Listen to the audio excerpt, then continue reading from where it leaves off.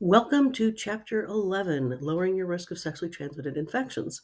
I was somewhat torn when choosing chapters and trying to limit them without leaving too much out, so I chose these diseases rather than how to avoid infectious diseases. To recap that chapter, to avoid those diseases, remember what you learned in kindergarten.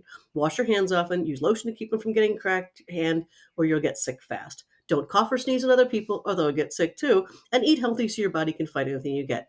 Basically, what my boys see on the Disney Channel, and somehow we all had to learn those again these past few years.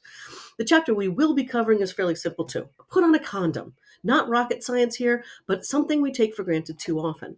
I admit this to be one of the most important chapters in this text. If anyone here has taken human sexuality, you'll get this information there, but there are worse things to be reminded more than once. For those of you who have not taken that course, this is something we want to keep reminding people of. Many of you have been taught about STDs in health class in the past, and many of you have been just told about the bad things or just heard about HIV. I was taught by a 70-year-old woman who listed a few diseases and told us to masturbate instead. As a biology fan, I already knew the names and that they were bad. What she didn't tell me was the likelihood of me getting one in two chance. What caused them, what the symptoms were, whether they could be cured, and how to cure them. I was also never told what the consequences are of getting them, and that pisses me off. Hopefully, it pisses you off too. I had one student approach me after this chapter a few years ago, very angry, who proclaimed, "How can they give you a loaded gun and not tell you what can happen if it goes off until you're in your 20s?"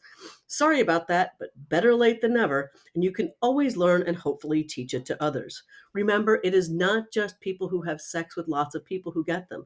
It can be anyone who is unlucky or naive, anyone who comes into contact with a bacteria, virus, or parasite, usually through sexual contact. I don't think it's important to know where they come from.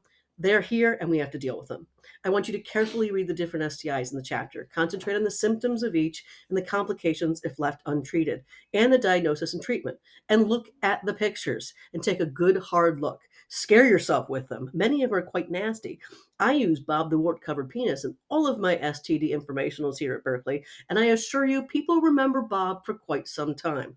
Not the worst disease, but it is one of the more obvious ones. It is also the most common and the cause of most, if not all, cervical cancer. The scary thing about many of these diseases is that they are curable. And if they're cured, people will not pass them on to others. We have been scared to protect ourselves from incurable diseases, and rightly so, but we should also worry about the ones we can cure and do so. And we should also practice safer sex. Remember, the only safe sex is no sex. Limit your partners, choose your partners carefully, although just because they look safe and clean doesn't make them so. Look before you leap. Check the goods before you go into the checkout. And of course, use condoms. I always suggest keeping the lights on the first time to look around. If your partner doesn't like this, light candles. About 100 should work for optimal lighting. Shower them with them to get a good look. If they're offended by your wish to protect yourself, they aren't worth it. And if you suspect something, get to the doctor immediately. There will come a day when people all will carry their medical exam results with them to the singles bar if we don't do something. I will share with you a nightmare of mine. It's not really happening, just a nightmare. And the nightmare always seems the same. I meet a guy, he seems very nice, very clean cut.